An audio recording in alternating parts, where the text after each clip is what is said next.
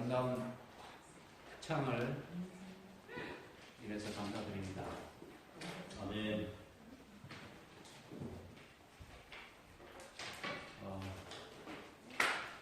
우리 최 집사님이 합류하니까 훨씬 소리가 이상하고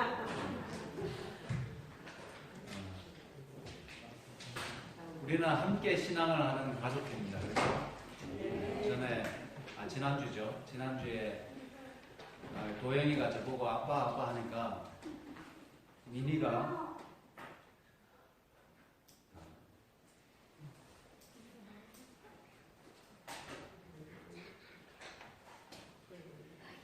가족이에요 이렇게 묻더라고요.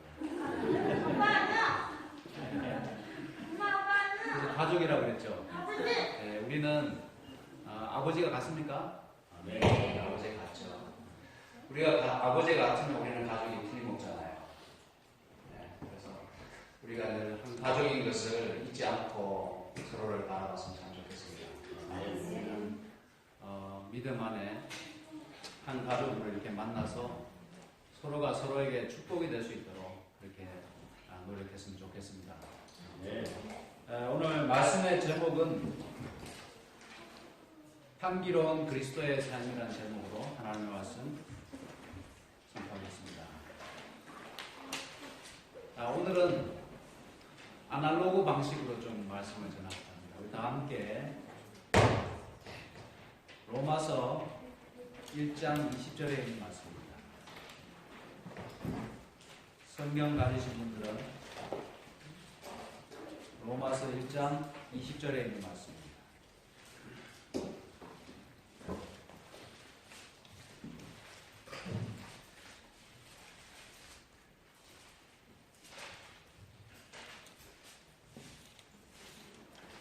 되셨습니까?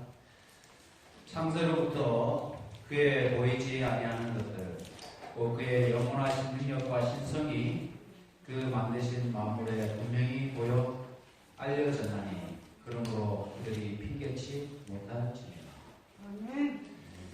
창세로부터 하나님께서 천지를 창조하신 때로부터 우리 하나님의 보이지 아니하는 것들, 곧 그의 영원하신 능력과 신성이 그 만드신 만물에 분명히 보여 알게 된다고 말씀하셨습니다.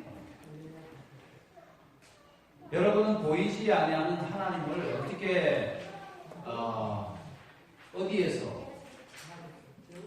어디에서 알고 또 어디에서 느끼며 하나님을 섬기고 있습니까? 성경과 천연계는 우리 하나님을 보여주는 계시라고 합니다. 계시죠. 그래서 여기 말씀하신 것처럼 하나님께서 만드신 만물에, 즉 천연계에 하나님의 영원하신 신성과 능력이 거기에 담겨져 있다고 말씀을 합니다. 그런데 이 천연계가 여전히 아름답지만은 죄로 인해서 많이 망가졌어요. 그렇죠? 많이 망가졌어요. 지금 중국이 산업이 발전하면서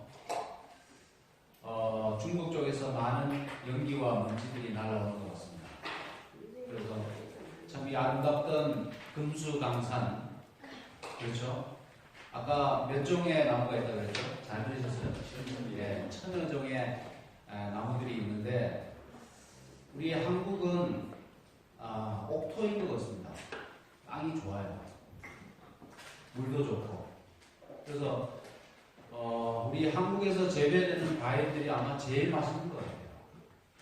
그래서 뭐 콩을 먹어도 그냥 뭐 중국이나 미국산은 콩이 맛이 없는데 그걸 가지고 두부를 만들면 맛이 없는데 한국 콩으로 만들면 맛이 있어요. 희한하죠. 그 차이는 땅의 차이라고 해요. 땅이 좋아요. 근데 이러한 아름다운 우리 한국의 자연이, 천연계가 산업의 발달이나 환경의 오염으로 인해서 차츰 이렇게 망가져 가는 것 같습니다. 그래서 참 마음이 아픈데, 뭐 지진이나 화산이나 여러 어떤 재난들, 자연의 재난들을 보게 될 때 그러한 것들은 원래 하나님 계획하신 거 아니거든요. 하나님께서 만드셨을 때는 그러한 것이 없었죠. 근데 노아 홍수 이후에 이 천연계의 질서가 깨어지고 그 다음에 환경이 달라지면서 많은 자연 재난들이 일어나고 있습니다.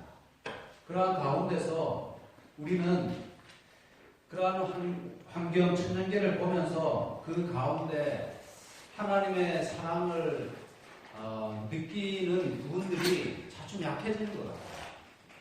전에는 너무너무 아름답고 좋았는데 이 천연계가 그냥 역습을 해서 우리 사람들의 생명을 빼앗아가고 그 다음에 태풍이 와서 재산을 빼앗아가고 그 다음에 화산이나 지진으로 우리의 어떤 그 환경들이 파괴되는 것을 보면서 하나님이 사랑이 맞으신가? 하나님이 살아계시다고 하면 어떻게 이런 재난들이 일어나도록 그냥 방관하시는가? 이런 생각들을 우리가 해보게 되는 것입니다. 그래서 여전히 천연계가 아름답지만 그 속에 하나님의 솜씨가 하나님의 영원하신 능력이 있지만은 하나님의 온전한 사랑을 드러내 보여주기에는 부족하다는 것입니다. 그래서 우리는 지금 또 하나의 계시인 하나님의 말씀으로 돌아갈 필요가 있습니다. 로마서 1장 20절에 창세로부터 그 보이지 않는 것들이 영원하신 능력과 신성이 만드신 만물에 분명히 보여 알려졌나니 그러므로 핑계치 못할지니라. 이렇게 확실했던 것이 지금은 확실치 않게 되었다는 것입니다. 그래서 많은 사람들이 하나님의 사랑을 오해하는 것입니다. 생애기 130페이지 보면 비록 하나님께서 이 모든 것들을 주셨을지라도 선의 원수 사단은 우리의 마음을 어둡게 만든다. 사단은 우리가 하나님을 공포감으로 대하고 그분을 가혹하고 용서를 모르는 분으로 생각하기를 원한다. 그래서 천연계의 재난들이 일어날 때마다 하나님이 무서운, 어떻게 보면 우리 인간을 심판하고 그 다음에 가혹하게 대하고 하나님의 사랑을 의심하게 만드는 그런 현상들이 오늘날 너무 많다 보니까 하나님에 대해서 많은 사람들이 오해하고 있다는 것입니다. 그러나 성경은 변함없이 하나님의 품성이 어떠한지를 우리에게 보여주고 있습니다. 그러므로 현 시대는 우리가 더욱더 하나님의 말씀에 나아가야 할 때입니다.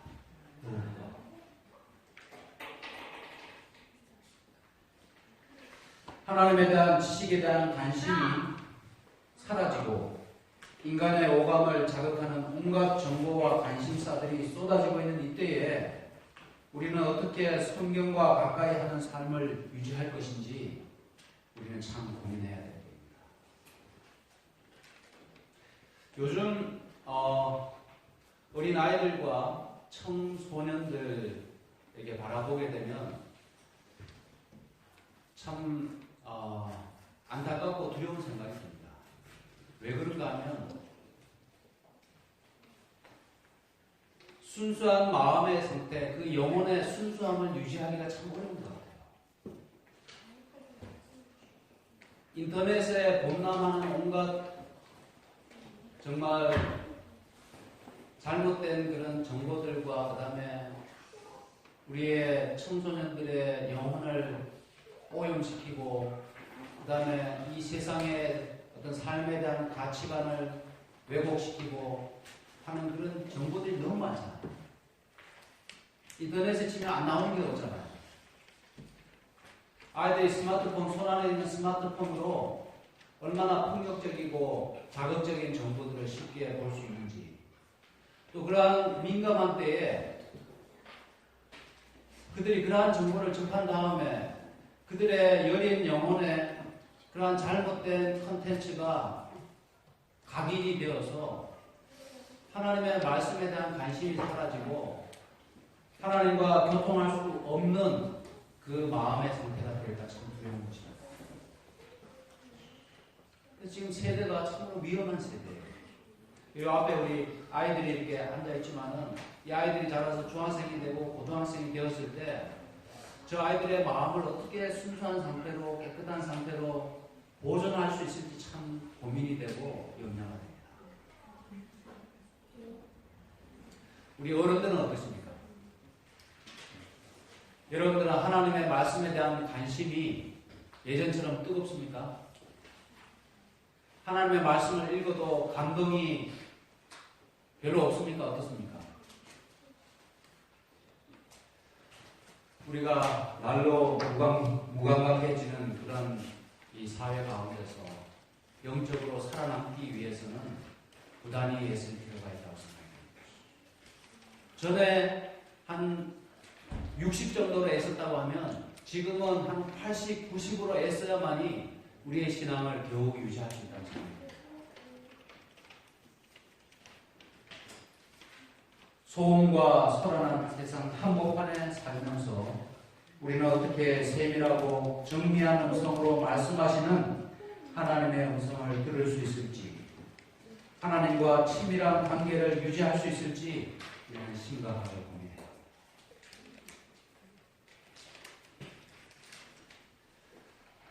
예배에 참석하는 것은 우리의 신앙을 유지하는 데 있어서 기본 중에 만약 그것이 잘 지켜지지 않는다고 하면 우리의 신앙의 기본 토대가 허약하기 때문에 거기에 신앙의 믿음의 집을 지을 수도 없어요. 짓는다 할지라도 공분해질 수밖에 없는 거죠.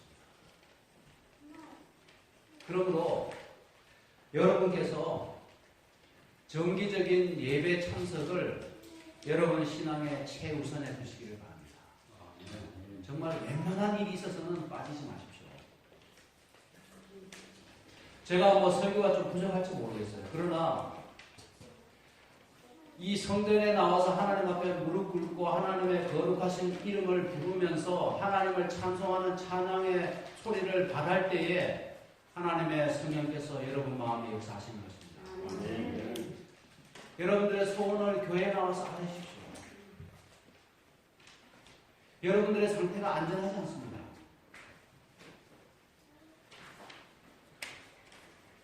호세아 4장 6절에 이렇게 말씀했습니다. 내 백성이 지식이 없으므로 망한다. 너가 지식을 버렸으니 나도 너를 버려 내 제사장이 되지 못하게 할 것이요. 너가 너 하나님의 율법을 잊었으니 나도 너의 자녀들을 잊어버리리라. 여기에 두려운 말씀이 있어요. 내 백성이 지식이 없으므로 망하는 거다. 여러분들 망하고 싶습니까? 망하고 싶은 사람 아무도 없죠. 근데 누가 망한다고 말씀했는가 하면 지식이 없으므로 망한다는 거죠. 지식.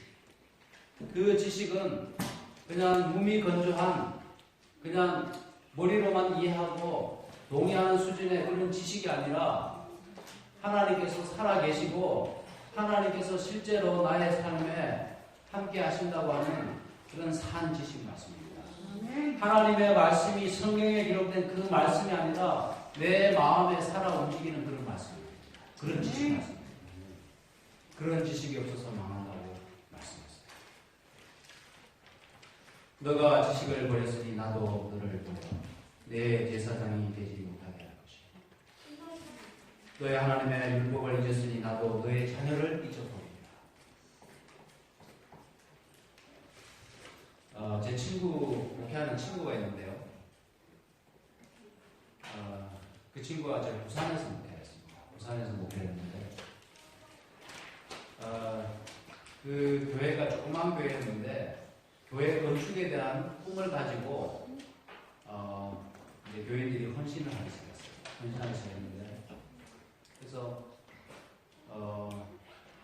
땅을 하나 매입을 했는데, 그 땅에다 교회를 짓기가 여의치 않아서 어떻게 했는가 하면 이 일요일교회 교회 건물을 사기로 결정했어요. 사기로 결정했는데 그 교회가 상당히 컸습니다. 아마 지금도 부산에서 동네 교회 다음으로 큰 교회 같아요.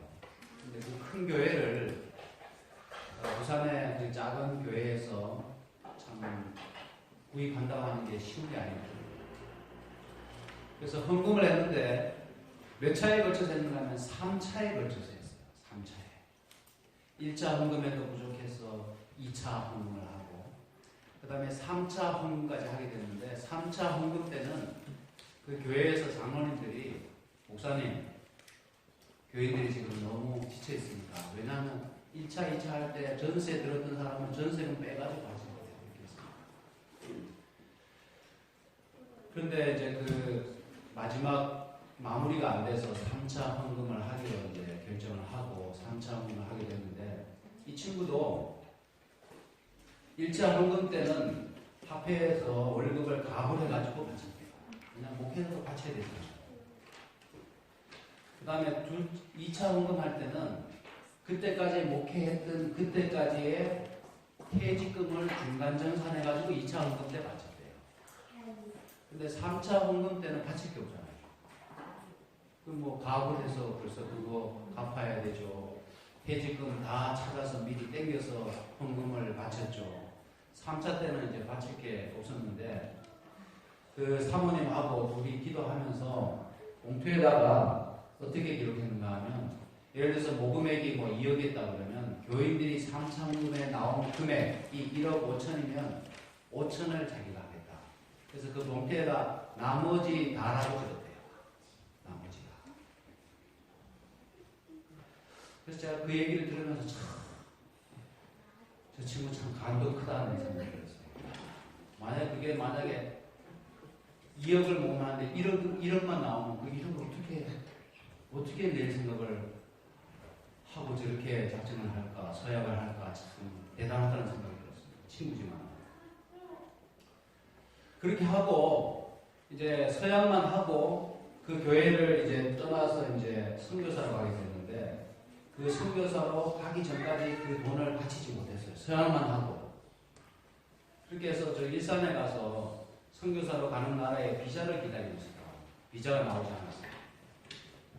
그런데 그 형님이 돌아가셨는데 그 형님이 돌아가시면서 집을 처분하면서 어떻게 유언을 남겼는가 하면 그 군수한테 형제들이 몇 명 있는데 똑같이 나눠서 주라고 유언을 하고 돌아가셨대요. 근데 일산에서 이제 비자를 기다리고 있는데 형수한테서 전화가 온 거예요.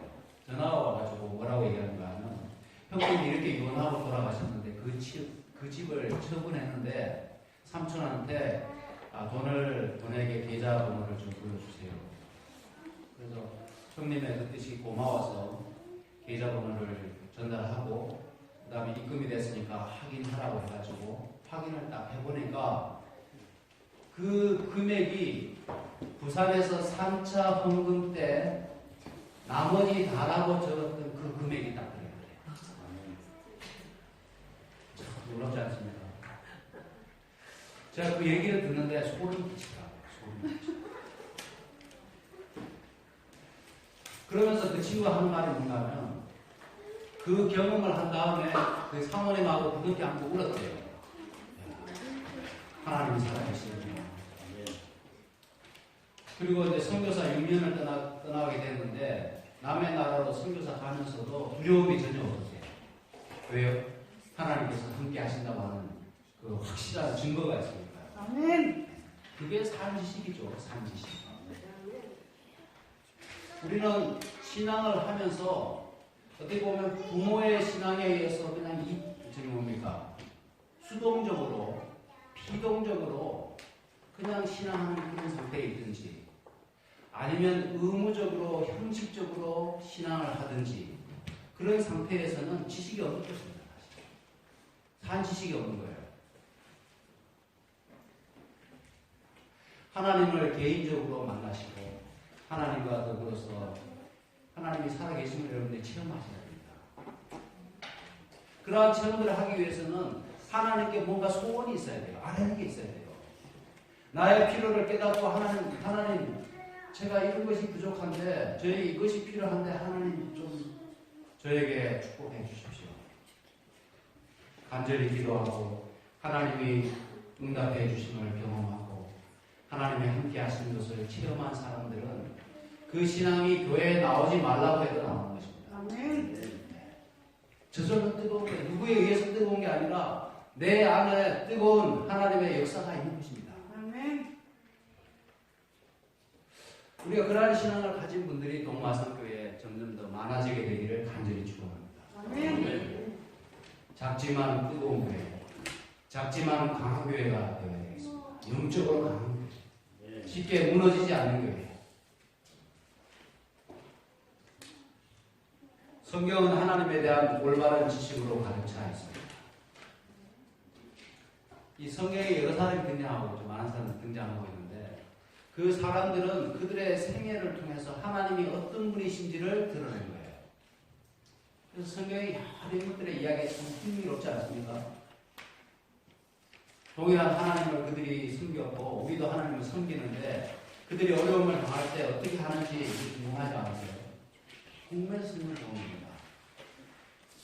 요셉이 기가 막힐 그런 경험을 하게 될 때 그가 그 어린 청년이 형들의 배신에 의해서 인신매매를 당하잖아요. 종으로 팔려가잖아요. 그때 그 어린 청년이 어떻게 하는지 우리가 주목하게 됩니다. 그러나 성경에 등장하는 인물들이 하나님의 사랑과 그분의 품성을 올바르게 온전히 드러내지는 못해요. 단 한 분을 제외하고. 누가 하나님을 온전히 드러내셨을까요? 성경에. 누가 가장 완벽하게 하나님이 어떤 분이신지 하나님의 온전한 사랑을 잘 드러냈을까요? 예? 아브라함. 예, 아브라함도 그런 실수를 했죠. 자기 부인을 갖다가 비겁하게 유이라고 속이고, 예. 또 하나님의 약속을 기다리지 못하고 첩을 들이고 이런 실수를 하지 않았습니까? 그래도 뭐 믿음의 조상이긴 하죠. 예수님입니다. 예수님. 성경에 등장하는 분 가운데 예수님만큼 하나님의 사랑을 그분이 어떠하심을 온전히 드러낸 분이 없습니다. 그래서 요한복음 1장 18절에 본래 하나님을 본 사람이 없을 때 아버지 품속에 있는 독생하신 하나님이 나타내셨느니라. 아멘. 나타내셨느니라 이 말씀이 계시하셨느니라 이 말이 있어요. 계시라는 말이 한자어인데요. 계시는 어떤 뜻일까요? 열어서 보여준 겁니다. 영어로는 reveal이거든요. 드러내 보여주는 거예요.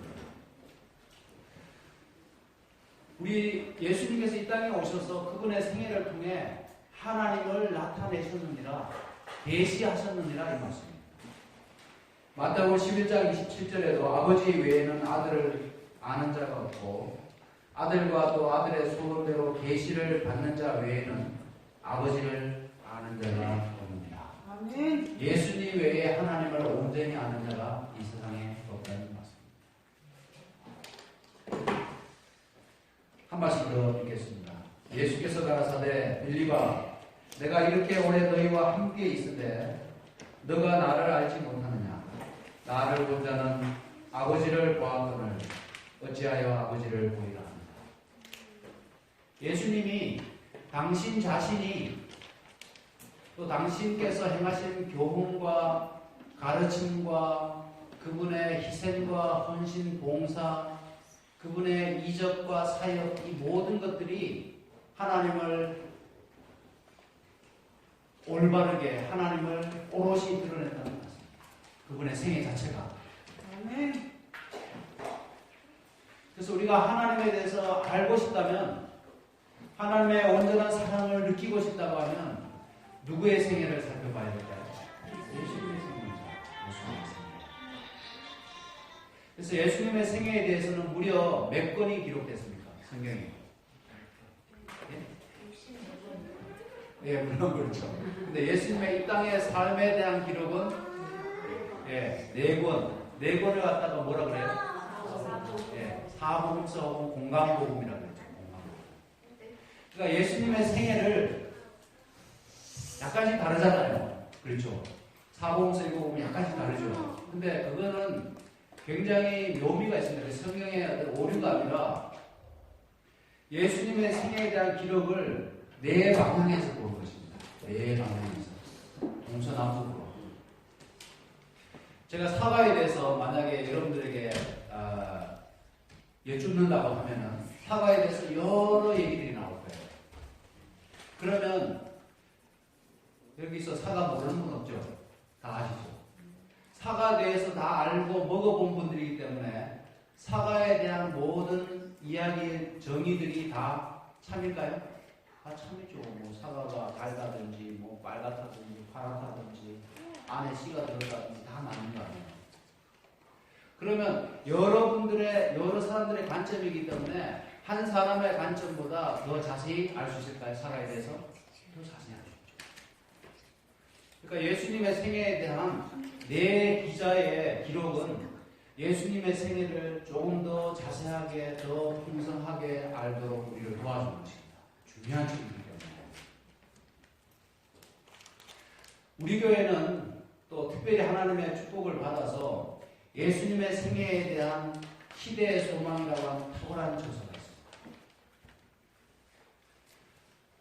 시대의 소망 책을 아직도 안 읽어본 분 손들어 보라고 제가 말씀하지 않겠습니다. 그 책을 꼭 읽어보십시오. 그냥 한번 읽어보지 마시고 몇 번 읽어보세요. 그 책을 읽음으로 우리의 믿음이 새로워지고 우리의 영적인 생명력이 어떻게 묘사할까요? 살아서 움직이는 거죠. 여러분들 비 온 다음에 식물들이 생기가 돕니까? 그렇죠. 우리 교회 앞에 저 노란 꽃을 심으셨는데 비가 오니까 그냥 파릇파릇해지고 그냥 춤추는 것 같아요. 여러분들의 신앙이 파김치처럼 쭉 쳐져 있는 게 아니라 생기 돋는 생기가 돋아나는 화초와 같기 위해서는 하나님의 말씀을 가까이 하십시오. 그 외에는 방법이 없어요. 저에게 의지하지 마십시오. 저는 단지 조금 도와드리겠습니다. 여러분들의 신앙에 대한 책임은 여러분들에게 있습니다. 1차적으로. 네, 교회를 택해서도 안 돼요. 그러므로 예수님의 생애에 대한 기록들을 자세히 읽어보고 묵상하고 명상하면서 우리도 모르는 사이에 예수님을 닮아가는 것입니다. 저기 우리나라에 있잖아요. 쌍둥이가 많이 나는 고장이 있더라고요. 쌍둥이가 많이 나는 고장이 희한해요. 그 동네는. 그 사람들이 우물에 그 동네 우물에 뭔가 비결이 있나 싶어가지고 그 우물을 연구를 해보게 됐어요. 왜냐하면 그 동네 우물은 다 같이 마시잖아요.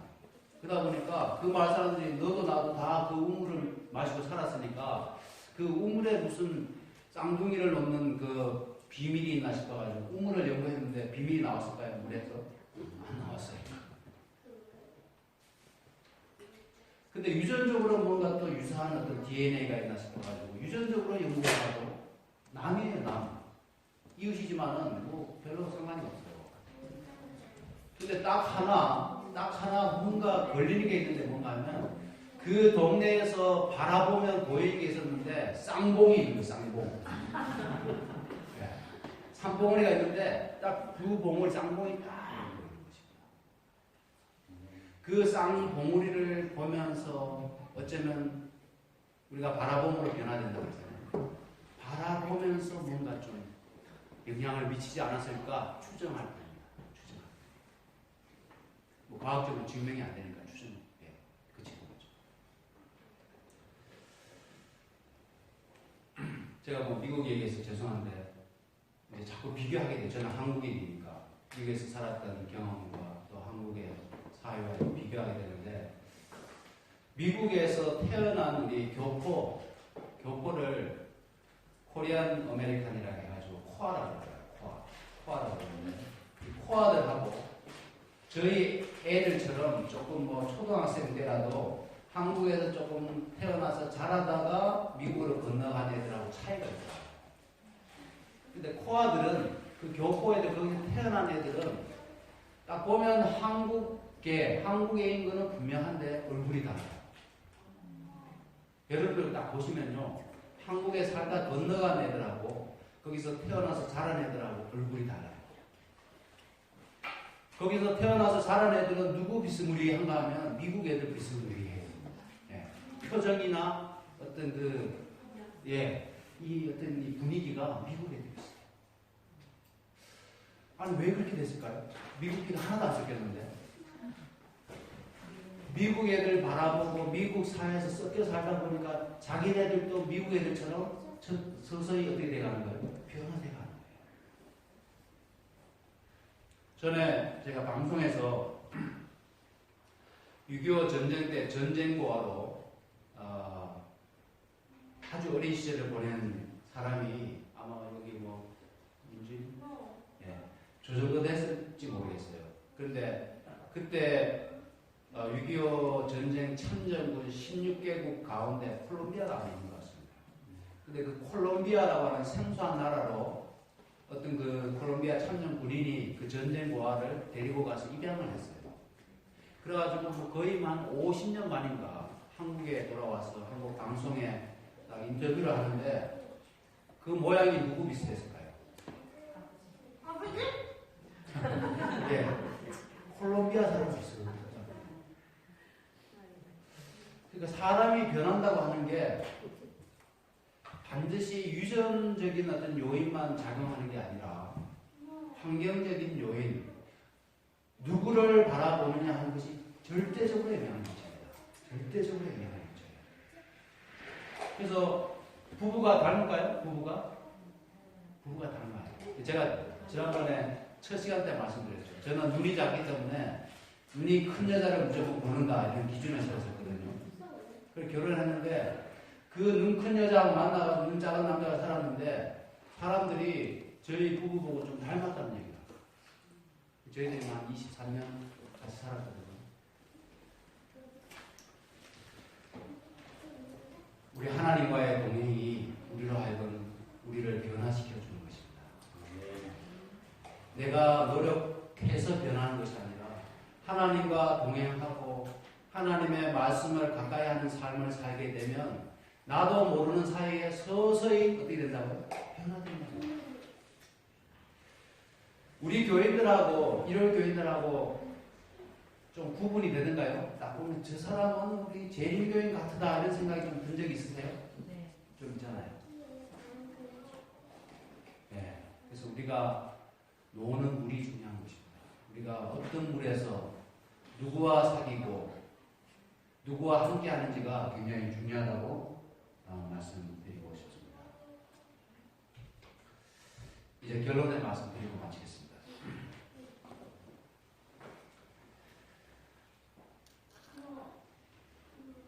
살아있는 계시이셨습니다. 그분의 생애는 천년계보다 더 아름다운 샤론의 장미보다 샤론의 수선화보다 더 아름다우신 분이셨습니다. 골짜기의 백합화보다 더 아름다운 분이 예수님이셨습니다. 그래서 예수님의 생애에 대한 시대 소망의 묘사를 보면 그분의 음성은 마치 음악 소리 같다 그런 말씀도 있고 사람들이 아침부터 저녁까지 그분의 말씀을 듣고 있으면 그 말씀에 흠뻑 빠져서 배가 고픈 줄도 모르고 날이 어두워지는 줄도 모르고 앉아있었다는 말씀이잖아요. 예수님에게서는 그러한 향기가 납니다. 사람들이 더 오래 함께하고 싶은 사람 그분이 예수님이셨습니다. 그분의 생애의 어떤 부분도 하나님을 드러내지 않는 부분이 없었다고 하는 것입니다. 그분의 생애는 비록 고난과 슬픔으로 점철된 생애였지만 쓰디쓴 생애였지만 모략과 식량처럼 향기로웠습니다.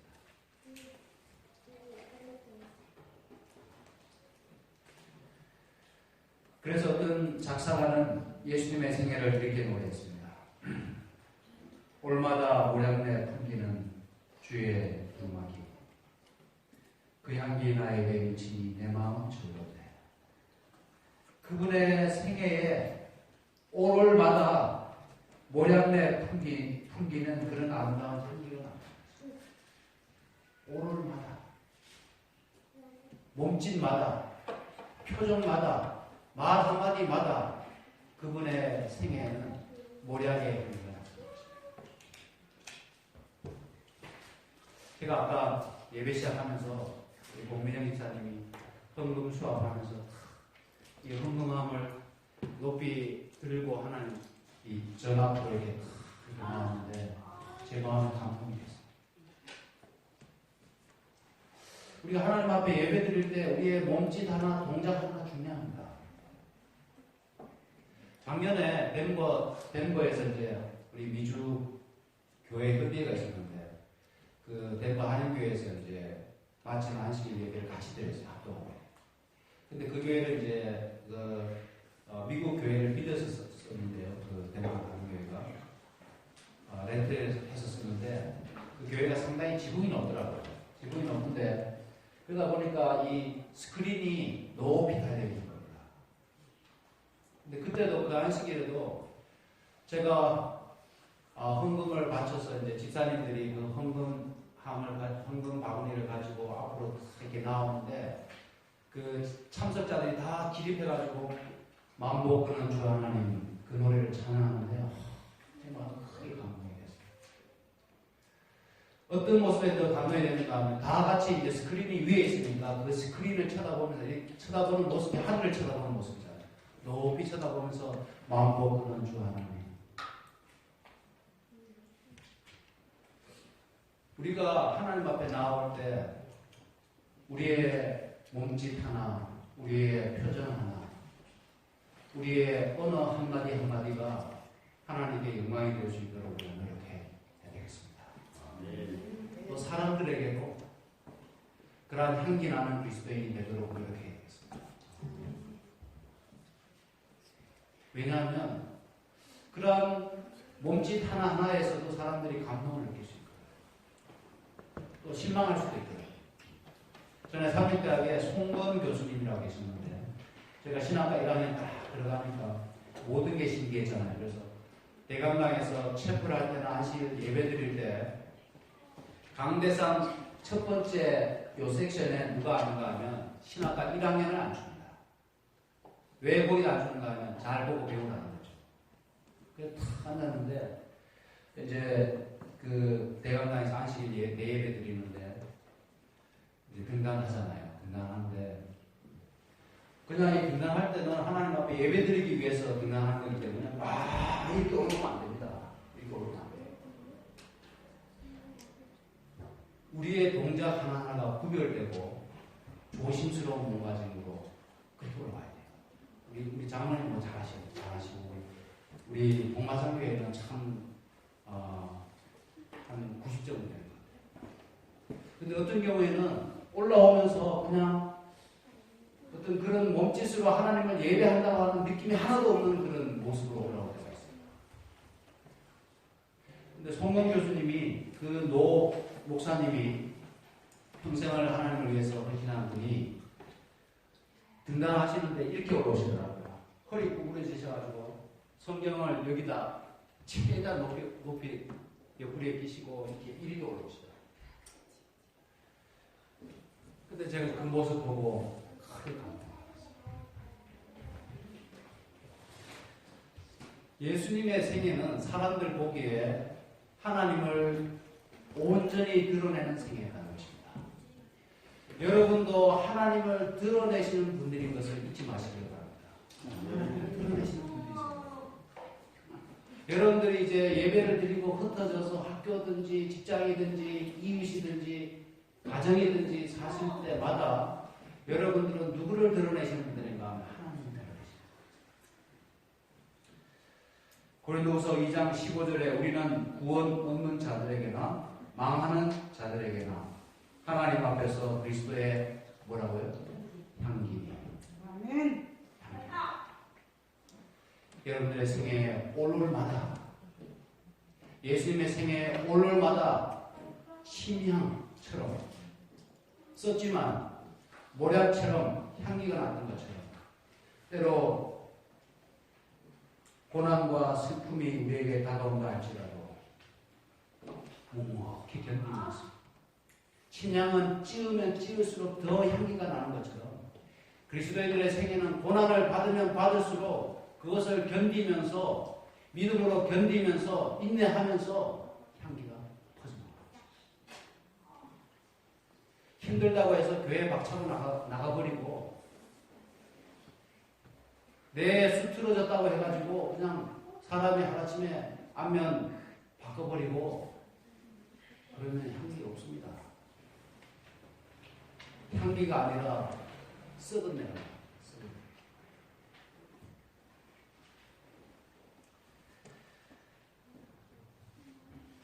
우리는 어디를 가든지 그리스도의 향기를 드러내는 백성인 것을 늘 기억하시고 이제 앞으로 오는 한 주일 동안도 이웃들에게 아름다운 생명의 향기를 마음껏 바라시다가 다시 다음 주에 성일에 주의 전에 나오시게 되기를 간절히 소망합니다. 아멘. 하나님의 은혜가 여러분과 함께 하시기를 간절히 바랍니다. 아멘.